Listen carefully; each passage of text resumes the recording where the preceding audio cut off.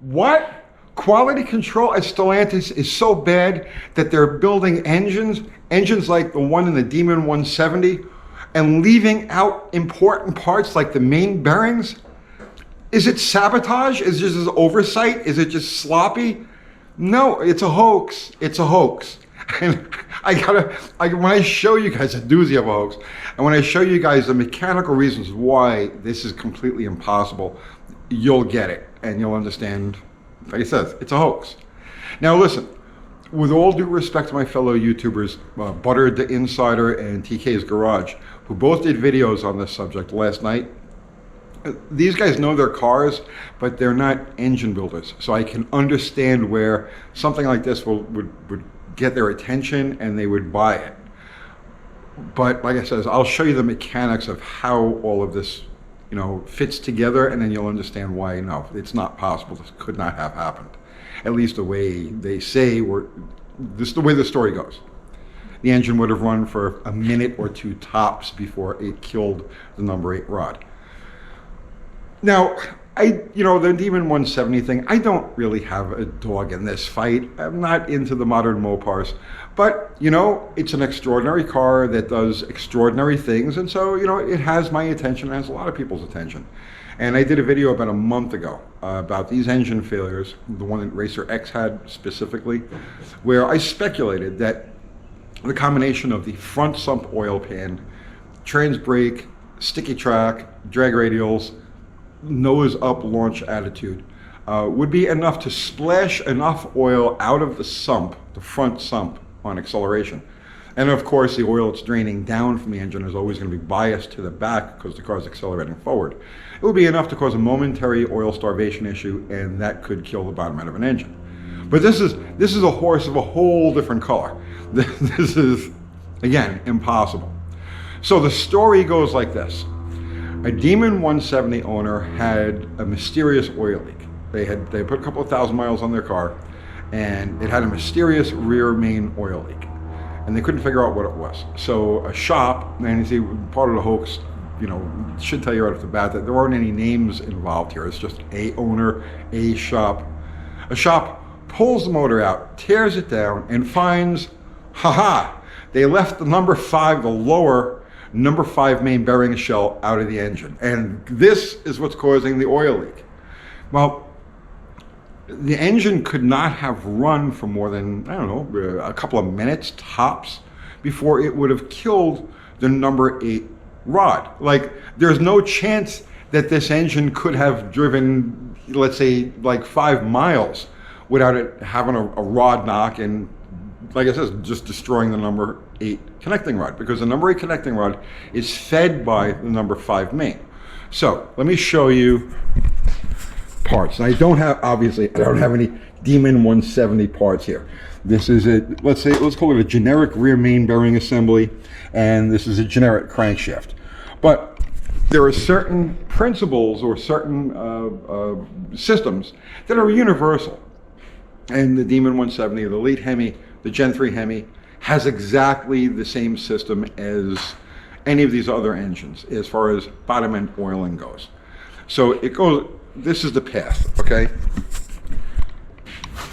So this is an upper shell. Now this shell is from a 6-cylinder engine, and so that's why the hole is off to the side.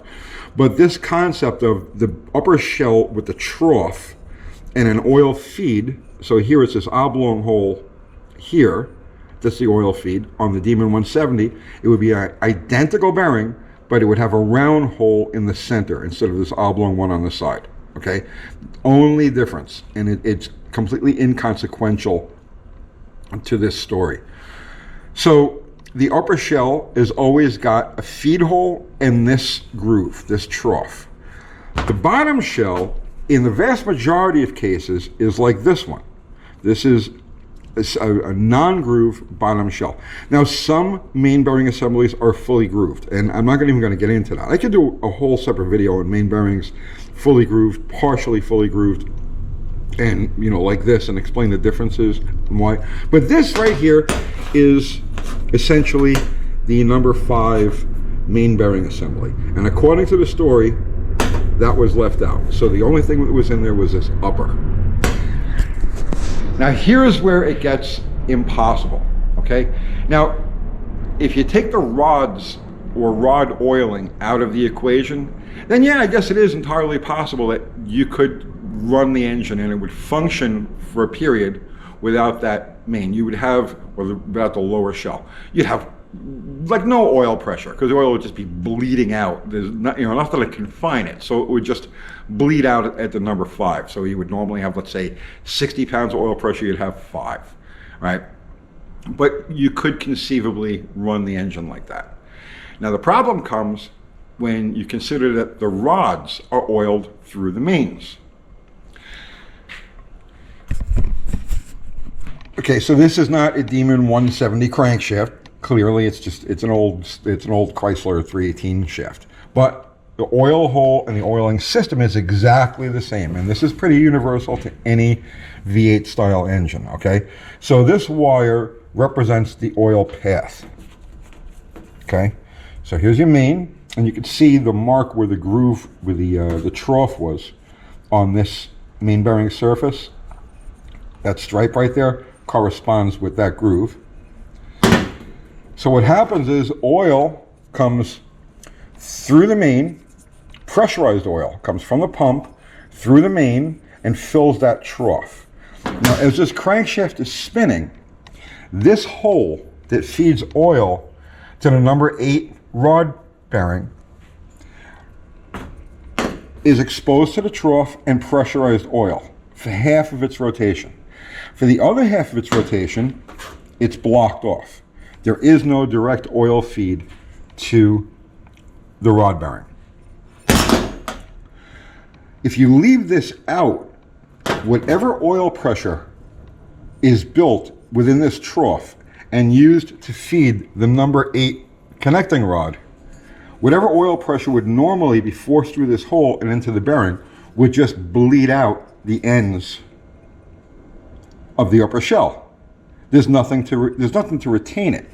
See, here, that trough is dead-ended by that flat surface. So, the trough would just, as the pressurized oil was fed through the upper main, it would just bleed out around the journal, and zero pressure would get to the number 8 rod. It may get light residual oiling, just the centrifugal force of the crankshaft spinning, throwing oil outward. Yeah, it would get some light oiling, but it would have zero oil pressure. So as soon as this cylinder saw any sort of load, and I mean like any sort of load, anything like above idle, it would starve for oil and it would turn that main, and the engine would just, it would, if you kept it running, it would knock. If you actually push on it, it would probably break the cap or break the rod bolts, and it would throw the rod.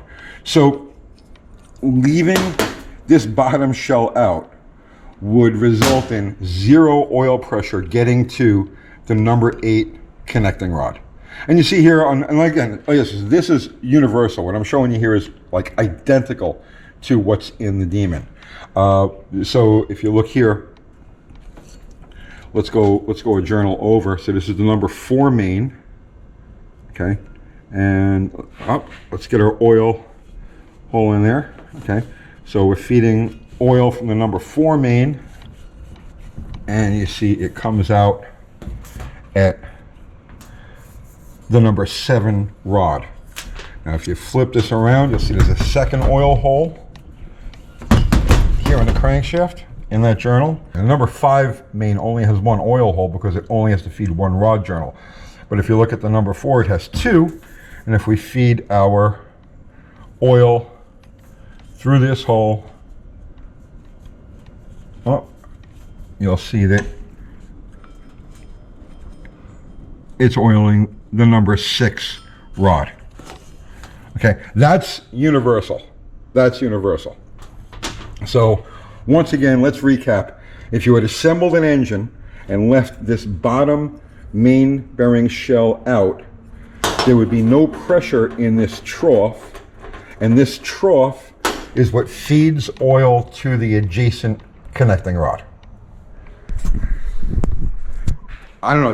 Did I make that understandable?